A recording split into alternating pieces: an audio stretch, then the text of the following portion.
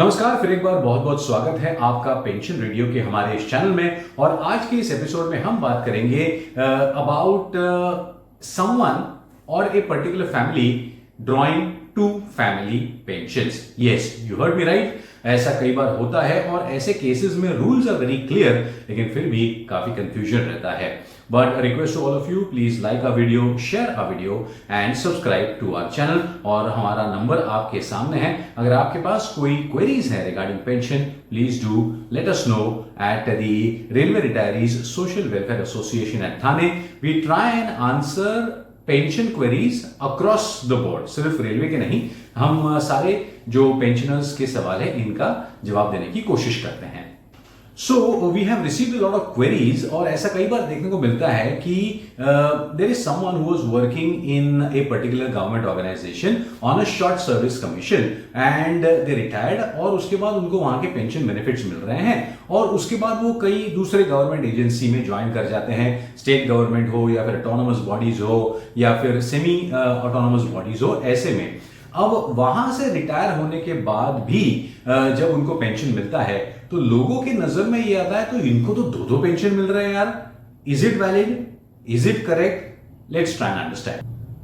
तो इस office memorandum में आप देख सकते हैं कि the undersigned is directed to state that representations or references have been received in the department seeking clarification in regard to entitlement of a member if family or for family pension from two different sources in respect of the same government servant or pensioner. For example, in respect of military service and civil service, or in respect of service rendered in autonomous body and civil government department.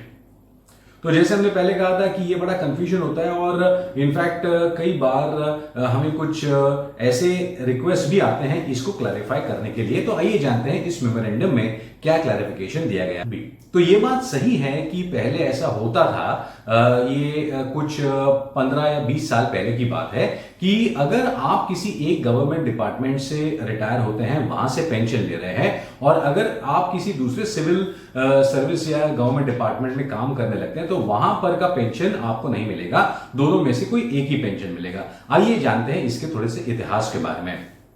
So before amendment of the erstwhile Central Civil Services Rules of 1972, 2012 के पहले अगर हम देखें तो सब rule 13A of Rule 54 prohibited grant of family pension from a civil side to a re-employed military pensioner if the military pensioner had opted for family pension for the military service rendered by him। तो 2012 के पहले ये था कि military personnel को अगर आपने कहीं और ये किया, एम्प्लॉय किया, और उसने अगर मिलिट्री में काम करते समय फैमिली पेंशन का ऑप्शन लिया होगा तो उसको वापस से नहीं मिलेगा।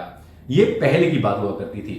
So sub rule 13B of rule 54 of those rules prohibited grant of two family pensions to a person who was already in receipt of family pension and he was working in a state government or a public sector undertaking or local body fund under central or state government.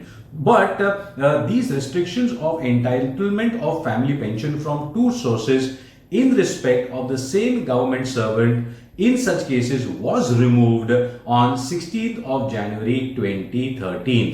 तो ये बात हमें समझनी होगी कि पहले ऐसा rule हुआ करता था, लेकिन 2013 में जो अमेंडमेंट किए गए उसके हिसाब से ये जो रूल था of getting two family pensions if you are working in two departments one after the other, ये रिस्ट्रिक्शन पूरी तरीके से निकाल दिए गए हैं 2013 में।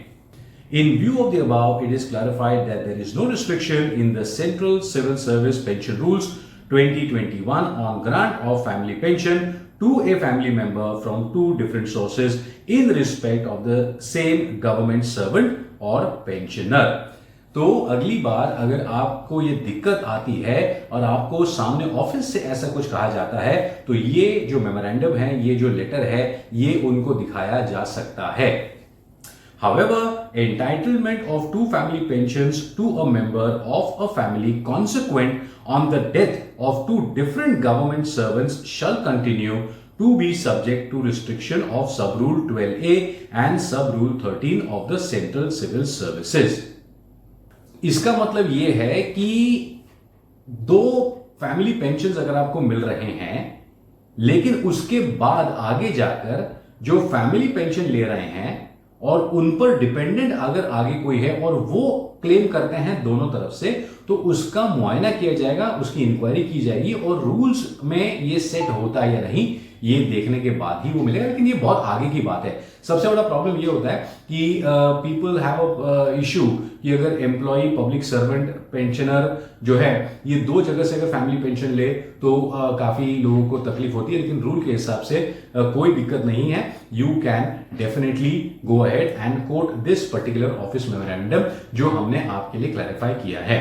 उम्मीद करेंगे कि ये जो सवाल काफी लोगों का था, we have been able to answer this. If you have any further questions, any more queries regarding pension, family pension of any department, central government, state government, local autonomous bodies, तो प्लीज हमें जरूर message कीजिएगा on WhatsApp to the railway retirees social welfare association at Thane.